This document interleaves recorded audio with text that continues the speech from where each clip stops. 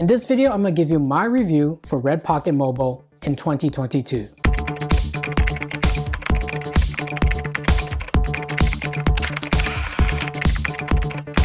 Hey everybody, welcome back to another episode of Tech That Doesn't Bite.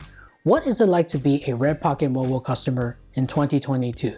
Well, as a customer myself, I'm going to give you my review of how the service is.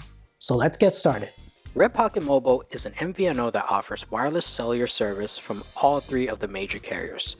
Their plan starts at 3 gigabytes of high-speed data, and it slows down to 2G after using up the 3 gigabytes, and it costs $20.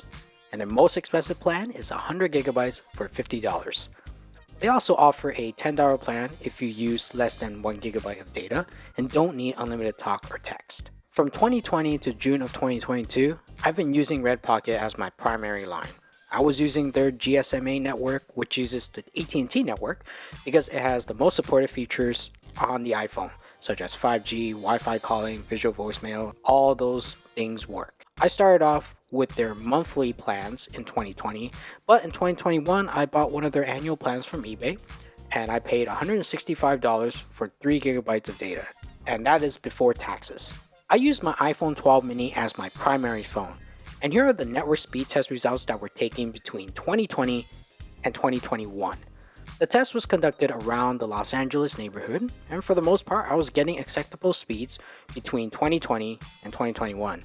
I was getting between 48 megabits per second to 73 megabits per second for my download speeds, and somewhere between the 14 to 19 megabits per second for my upload speeds. Unfortunately, in 2022, I started to notice slower speeds.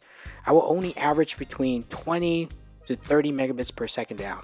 Still good, but absolutely not the way it was before. I also noticed that once AT&T shut down their 3G network in February of 2022, I started having problems. And I'll talk more about that later in this video. When the service works, I did not have any issues making phone calls, sending SMS, MMS, and accessing my visual voicemail, and I was also able to use the hotspot tethering feature without any additional fees I have to pay. One of the things I like when I was a RedPocket Mobile customer is their free international calling, and this is a pretty good feature. Even though I used it rarely, it was still nice to have it as an option. My question for everyone is, are you a RedPocket Mobile customer? If you're not, what other service do you recommend? Leave your comments below.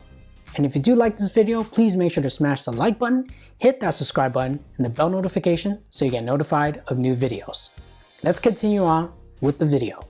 Now here are some of the things I don't like about RedPocket. Depending on the phone you use and the network you choose on RedPocket, you might not get all the features. For example, if you're using an iPhone 12 or later, you'll get 5G on their GSMA network, but not on the GSMT or the CDMA network. The details aren't very clear on their homepage, so you have to kind of dig through their help center documentation in order to find the information. There's also different data allotments depending on the network you choose. Now, for example, their $10 plan is advertised as 500 minutes, 500 megabytes of data, and 500 text. However, that's on the GSMA or CDMA network.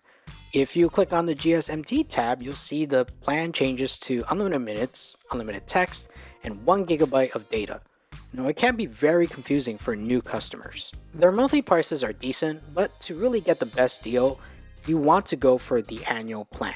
I will highly recommend that you check their eBay store because once in a while they have sales on their plans. Now here's the reason why I left RedPocket Mobile.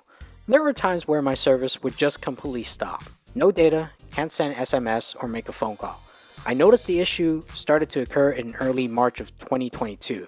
I had to turn off my primary line in my iPhone and turn it back on in order for the problem to be fixed. And I had to do that several times throughout the month of March. Luckily, I had a second line to fall back to, but most people don't, so this is not a good thing. The problem occurred on the GSMA networks. Since I still had another 4 months left before the annual plan expires, I had to stick with it. This particular experience made me realize that paying annually for an MVNO might not be a good idea. Their chat support wait time is much longer than I was used to. In June of 2022, I decided to switch to another carrier. I needed to contact them to get the information to port out my number, and the wait times were long. Now, I never experienced long wait times with their chat support, but my overall experience with their support team has always been a hit or a miss. Overall, my 2-year experience with RedPocket Mobile was mixed. Now, I could have just switched to the GSMT or CDMA network to avoid those disconnection issues on their GSMA network, but it also ultimately came down to price as a deciding factor for me. I ended up switching to Telmobile because their monthly prices are much better than RedPocket, and the T-Mobile network in my neighborhood has improved. Well, right now, I don't recommend RedPocket if you're thinking about using their GSMA network. If you do decide to use RedPocket, then look at using their GSMT or CDMA network. If you want to check out some of our other MVNO reviews such as US Mobile or Mint Mobile, you can check them out at the very end of this video.